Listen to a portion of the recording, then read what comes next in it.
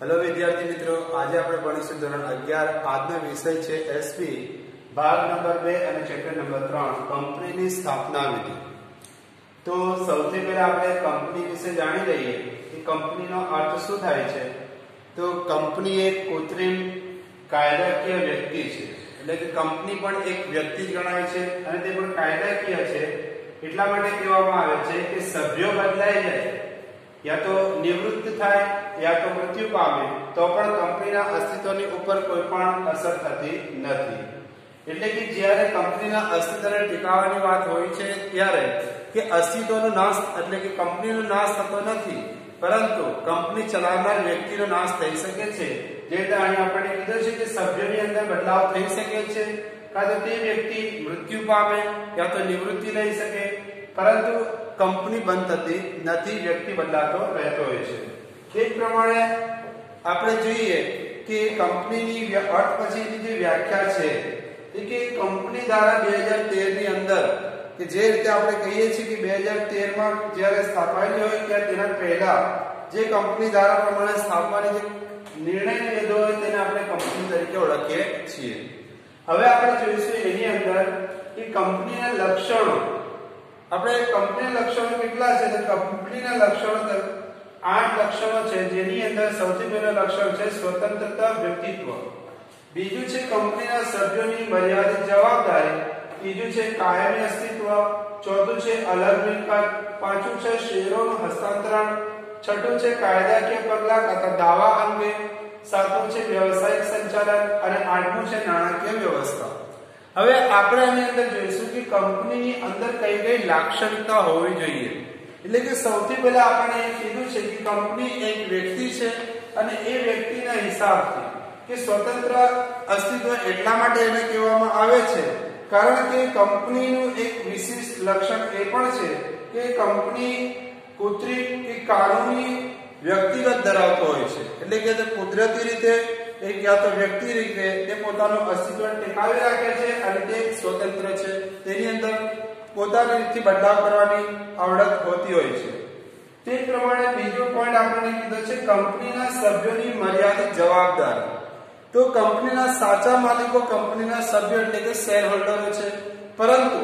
અહીં એમ કહેવામાં આવે છે કાયદા મુજબ કે જે જવાબદારીના હિસાબથી જે પણ શેર ધારક છે તે તેમના શેરની જેટલી રકમ છે તેટલા પૂરતી તે માલિક છે, ત્યાર પછી તે કંપનીના માલિક ગણાતા નથી, જેથી જવાબદાર કંપનીના સભ્યોની એ મર્યાદિત ગણાય છે। ત્યાર પછી આપણે કીધું છે કાયમી અસ્તિત્વ। કાયમી એટલે હંમેશ માટે। તો કંપની એક કુદરતી છે અને કૃત્રિમ કાયદાકીય વ્યક્તિ છે, જેથી સભ્યો બદલાતા રહેતા હોય, या तो સભ્યો નિવૃત્તિ પામે या तो સભ્યોનું મૃત્યુ થાય, પરંતુ કંપનીનો અસ્તિત્વ ટીકાઈ રહે છે, જેથી તેનો નાશ થતો નથી। આ જ પ્રમાણે આપણે કહી શકીએ કે એનું અલગ મિલકત એટલે કે મિલકતના રૂપમાં આપણે એમ પણ કહી શકીએ કે કંપની જે પણ છે કે તેના માલિક બદલાતા રહેશે, માલિકની અંદર બદલાવ આવતો રહેશે, કારણ કે માલિક કાં તો મૃત્યુ પામે या तो માલિક બદલાઈ જાય या तो માલિક પોતે પોતાની ઈચ્છાથી કંપનીને વેચી નાખે, એટલે માલિકના અસ્તિત્વની અંદર બદલાવ આવતો હોય છે, પરંતુ જે કંપની છે તેના નામની અંદર પણ બદલાવ લાવી શકે છે। તે જ પ્રમાણે આપણે બીજું કીધું છે શેરોનું હસ્તાંતરણ। હવે શેર કોને કહેવાય? તો આપણે આગળના ચેપ્ટરની અંદર પણ ભણી ગયા કે શેર એ શું છે કે નિયમન પત્રની અંદર। હવે નિયમન પત્ર શું છે તે આગળના આવનાર સવાલની અંદર એ વસ્તુ પણ આવશે। તે જ પ્રમાણે કે જેટલા પણ નીતિ નિયમો હોય છે તે નીતિ નિયમો અનુસાર જે પણ કંપનીની અંદર ફેરબદલી કરવાની હોય છે તે દરેક વસ્તુ નિયમન પત્રની અંદર પહેલાથી બતાવવામાં આવે છે। તે જ પ્રમાણે છઠ્ઠી વસ્તુની અંદર આપણે કીધું છે કે કાયદાકીય પગલાં એટલે કે દાવા અંગે। તો કાયદાકીય પગલાંની આપણે વાત કરીએ તો દરેક કંપની કાયદાની નજરમાં એક કાયદાકીય એટલે કે વ્યક્તિ તરીકે, કારણ કે કંપની પોતે એક વ્યક્તિ છે અને તે કાયદાથી બંધાયેલી હોય છે, જેથી એને દાવો મંજૂર કરવો કે કોઈ વ્યક્તિ બીજા કંપનીની ઉપર આક્ષેપ લગાડે તો એ દાવો મંજૂર કરીને બીજા કંપની ઉપર કેસ કરી શકે या तो વ્યક્તિની ઉપર કેસ કરી શકે છે। તે રીતે કોઈ પણ કરાર એટલે કે કોઈ પણ નીતિ નિયમને ભંગ કરવામાં આવે ત્યારે પણ તેનો દાવો અંગે મંજૂરી મળતી હોય છે। તે જ પ્રમાણે આપણે સાતમી વસ્તુની અંદર કીધું છે કે વ્યવસાયિક સંચાલન।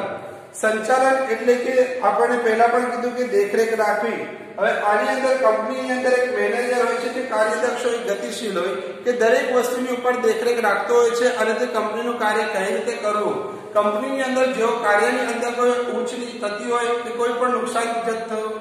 જોવા મળે તો તે પોતાના નિયમ પ્રમાણે તેના ઉપર અંકુશ લગાવી શકે છે અને તે જ વ્યક્તિ તેને કાયદાકીય રીતે પોતાના પ્રગતિશીલ શિખરો સુધી પહોંચાડી શકે છે. તે જ પ્રમાણે નાણાકીય વ્યવસ્થા, તો નાણાકીય વ્યવસ્થાની આપણે વાત કરીએ કે જ્યારે કંપનીને જરૂર પડતી હોય પૈસાની ત્યારે તે પોતાના શેરને બહાર કાઢે છે અને લોકો પાસે પૈસા ઓછીના મૂડી હાંસલ કરીને પોતાના ધંધાને આગળ વધારવા માટે કંપની આ રીતેના લોન સ્વરૂપનું કાર્ય કરી શકતી હોય છે.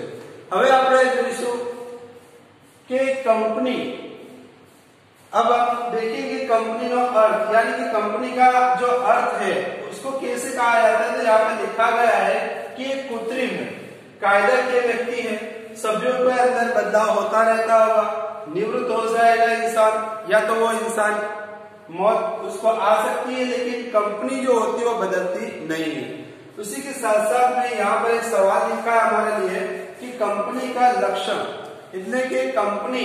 जिसकी लक्षण का मतलब होता है उसकी खुसूसियात, यानी कि कंपनी के अंदर ऐसी कौन कौन सी खुसूसियात होती है जिसकी वजह से कंपनी अपने पैरों के ऊपर खड़ी रहती है और कंपनी का अस्तित्व लंबे अरसे तक चला रहता है और कंपनी किस तरीके से आगे बढ़ती है उसके बारे में हम देखेंगे. तो सबसे पहली चीज हम लोग को यहाँ बताइए कि कंपनी के अंदर स्वतंत्र व्यक्तित्व होता है. स्वतंत्र यानी फ्रीडम, यानी कि हर इंसान, यानी कि कंपनी की बात हम करते हैं तो स्वतंत्रता कंपनी के बारे में बताइए, क्योंकि कंपनी के अंदर जो भी इंसान काम करता है वो इंसान या तो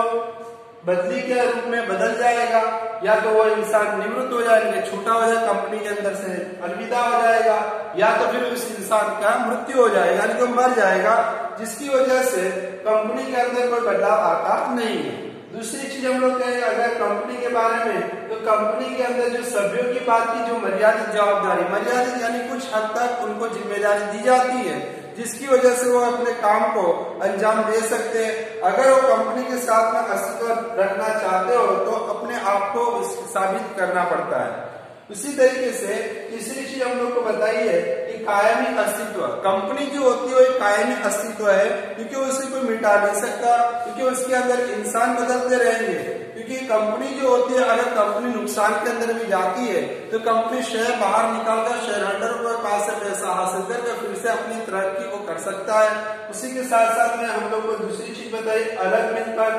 अलग मिलकत के हिसाब से अगर हम लोग बात करें तो मिलकत के लिए शेयर होल्डर के पास में से कम पैसा हासिल करके, यानी कि लोन के रूप में या अपने शेयर को बेचकर कंपनी को आगे बढ़ाने के लिए पैसा हासिल करती है. उसी के साथ साथ में अगर हम देखो तो शेयरों में हस्तांतरण बताया यहाँ पर, यानी कि शेयर जो कंपनी बाहर निकालती है तो कुछ नियमों के साथ में कंपनी अपने शेयर को बाहर निकालती है और नियम के मुताबिक उसको कंपनी चलानी रहती है. अगर शेयर के अंदर अगर फेरबदली यानी कि बदलाव आता है तो शेयर होल्डर उसके अंदर बदलाव कर सकते हैं, क्योंकि शेयर होल्डर जो होता है वो कंपनी का मालिक ही होता है, लेकिन उसके शेयर की जितनी कीमत है उस कीमत तक ही वो मालिक है, उसके अलावा वो मालिक बनता नहीं है. उसके बाद हम लोग अगर बात करें तो कायदा किया पगला, यानी कि नियमों के मुताबिक उसके अंदर बदलाव लाना, यानी कि हम लोग को यहाँ बताया गया है कि अगर वो कायदे के मुताबिक अपने काम को करता है, यानी कि कंपनी को चलाता है तो कंपनी आगे बढ़ती जाएगी. अगर वो कायदे को तोड़ता है, नियमों को तोड़ता है तो कंपनी के ऊपर दावा भी मंजूर किया जाता है. कभी कभी ऐसा भी होता है कि एक इंसान उसी कंपनी का नाम रख लेता है जो कंपनी एकदम आगे पहले से बढ़ी हुई है, तरक्की के ऊपर है. तो कभी कभी ऐसा भी होता है कि वो कंपनी दूसरी कंपनी के ऊपर दावा मंजूर करती है कि मेरी कंपनी का नाम उसने क्यों रखा, इसके लिए भी दावा मंजूर किया जाता है. सातवीं चीज हम लोग को यहाँ बताए व्यवसायिक संचालन. व्यवसाय के बारे में अगर हम लोग देखें तो व्यवसायिक क्षेत्र के अंदर कॉर्पोरेट क्षेत्र होता है जो मैनेजर की वजह से होता है, क्योंकि मैनेजर जो होता है वो हर चीज के ऊपर ध्यान देता है, देखरेख करता है, जिसकी वजह से उसको कंपनी को गतिशील बनाता है, यानी काम को आगे बढ़ाने का और अपनी तरक्की के हिसाब से उसकी जो हद है वहां तक प्रगति जो है उस प्रगति तक उसको पहुंचाने का, यानी कि उसकी आखिरी मंजिल तक पहुंचाने का काम जो होता है वो मैनेजर करता है, जिसकी वजह से कंपनी अपनी आगे चलकर उसकी एक ऊंचाई तक पहुंचती है. इसके बाद हम लोग को बताया गया नाणकीय व्यवस्था, यानी कि जब भी किसी कंपनी को पैसे की जरूरत होती है तो वो कंपनी अपने शेयर बाहर निकाल कर लोगों को सामने वो जाहिर करती है और उस कंपनी के शेयर की कीमत रखती है। और जब पैसों की जरूरत होती है तो लोन के रूप में भी अपने शेयर को बाहर निकालती है, किसी से लोन के रूप में पैसा उधार लेती है ताकि वो कंपनी को आगे बढ़ाने के लिए मेहनत करते होते हैं। तो हम लोग को इसी तरीके से बताया कि जब भी कोई कंपनी जो होती है वो कंपनी का कभी अंत नहीं होता, बल्कि कंपनी के अंदर काम करने वाला जो भी इंसान है उस इंसान के अंदर या तो वो इंसान बदल जाएगा या वो इंसान अपने तरीके से या तो अलग हो जाएगा या वो इंसान की अगर मृत्यु हो यानी कि मौत हो गई हो तो कंपनी के ऊपर इसका कोई असर रहता नहीं है, बल्कि आने वाला इंसान आने वाली पीढ़ी बदलती रहेगी लेकिन कंपनी सिर्फ वही रहती है।